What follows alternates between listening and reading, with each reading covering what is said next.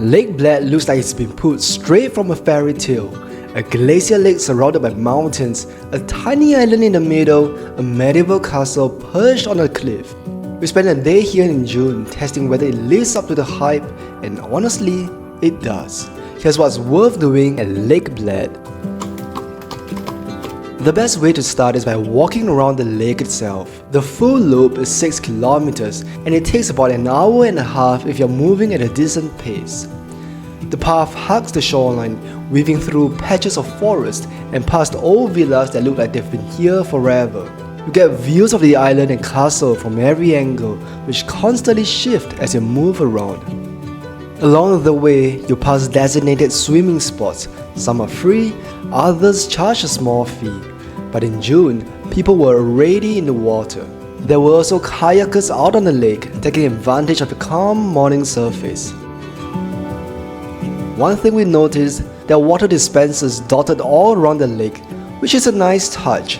Free drinking water whenever you need it. After walking for a bit, we headed up to the Oyster viewpoint. The trailhead is clearly marked and the hike itself is short but steep. The path winds up through shaded forest, which keeps it cool even in summer. At the top, you get those postcard views everyone comes for. The lake spread out below, the island sitting in the middle, the castle sitting on the cliff to the left. Now, there are other viewpoints around Bled. Mala Osojnica and Velika Osojnica are higher up and involve longer hikes, but they all look fairly similar.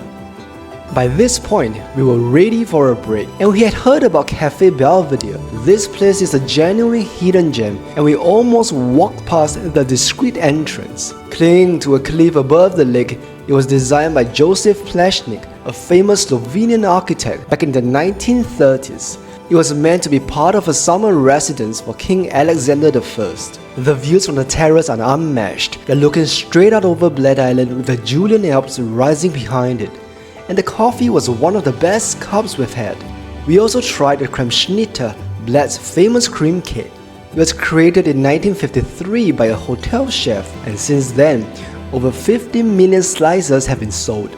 The original recipe is still a protected secret, which gives you an idea of how seriously they take this cake. 2 coffees and 1 cream cake came to €20, which isn't cheap, but the setting made it worth it. After coffee, we made our way down to catch a platinum boat to Bled Island. These traditional wooden boats have been part of Bled since 1590.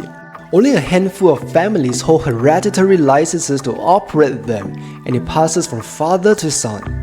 That's part of why a ride costs €20 per person for a round trip. We found ours docked in front of Villa Bled, though there are other boarding points around the lake. The boatman rows standing up using long oars, and the boat glides smoothly across the water. The ride takes about 5 to 10 minutes depending on where you board.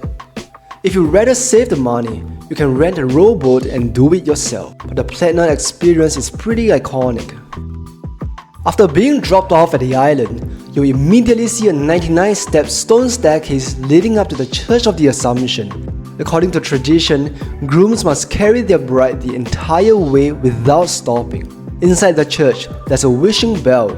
Legend says if you ring it, your wish will come true. The church itself dates back centuries and sits on the site of an old Slavic pagan shrine. Entry to the church costs €12, which we skipped. Between the crowds and the entry fee, we were content just walking around outside.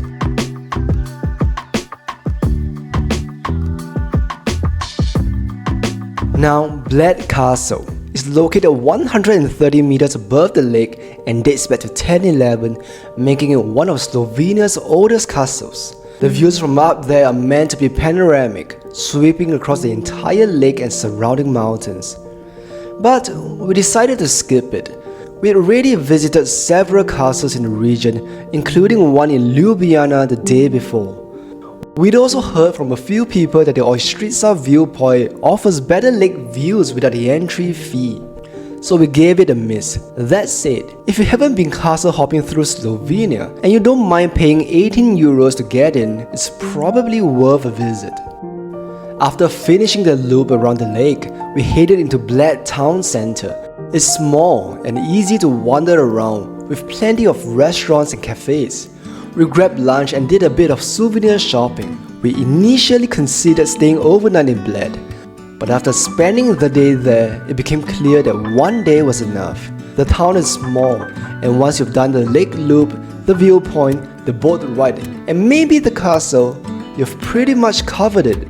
Accommodation here is also expensive, significantly more than Ljubljana, so staying in the capital and doing Bled as a day trip worked out better for us, both logistically and financially. Getting to Bled from Ljubljana is straightforward. We took the bus from the main bus station in Ljubljana, which drops you right near the lake. The journey takes about an hour, and tickets cost around 530 euros each way. You can buy them at the station or from the driver. So is Lake Bled worth the hype? Yes, it's picturesque, no question. The setting is stunning, and there's enough to do for a full day without feeling rushed, but it's also small and very touristy. If you're based in Ljubljana, it makes for a perfect day trip. If you're planning to stay overnight, just know that one night is probably all you need. If this was useful, please like and subscribe for more travel guides from Slovenia and beyond.